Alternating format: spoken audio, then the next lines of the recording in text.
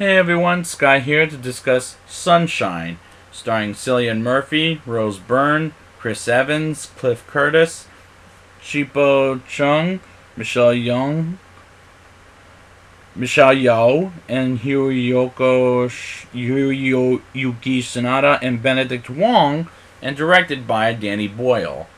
Now, I remember seeing this in movie theaters and thinking, this is a phenomenal film. But, will I still remain the same? Let's get into the movie. I like the backwards of the Fox Searchlight logo as it leads to the sun, and we get a narration of Robert Capa, played by Cillian Murphy, about the sun is dying, and astronauts led by Captain Searle, played by Cliff Curtis, who I reviewed twice in this show in these two movies.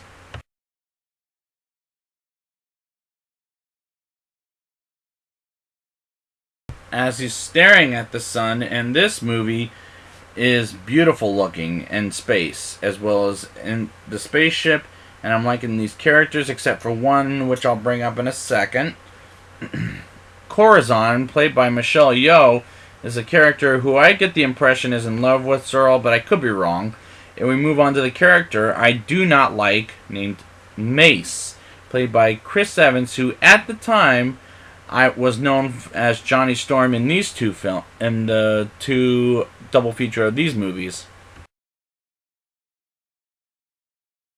Is beating up Robert, and the next thing you know, he apologizes to Robert after Captain Searle talks with him and sees some beautiful waves as he gets peaceful, and this character just bugs the shit out of me.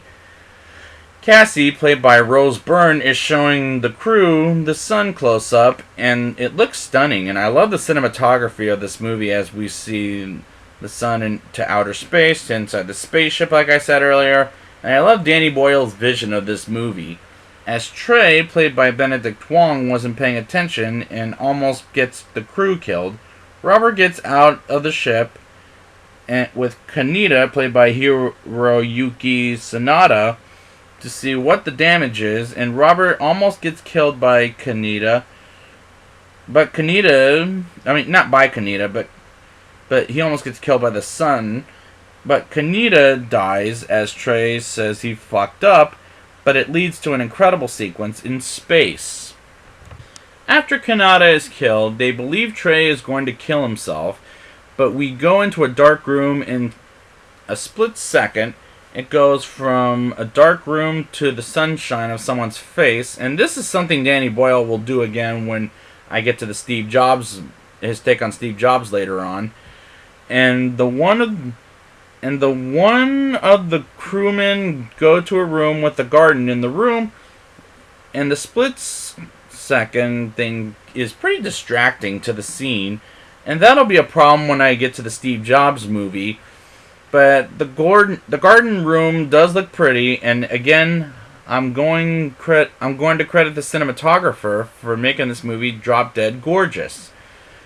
Trey kills himself as Robert, Mace, Cassie, and Corazon confront him, and this is where I don't like Mace because he blames Robert for everything, and they fight again, and that moment was pretty damn obvious. And Robert finds a man in the sunshine named Pinbacker, played by Mark Strong, who I barely see his face in the captain's death, and they confront Trey because Captain Searle is dead, and so is Harvey, and they thought Trey did it, which was kind of weird. Pinbacker kills Corazon as she discovers a planet in the ship, and the ship goes quiet, and who's left? Robert, Mace, and Cassie against Pinbacker.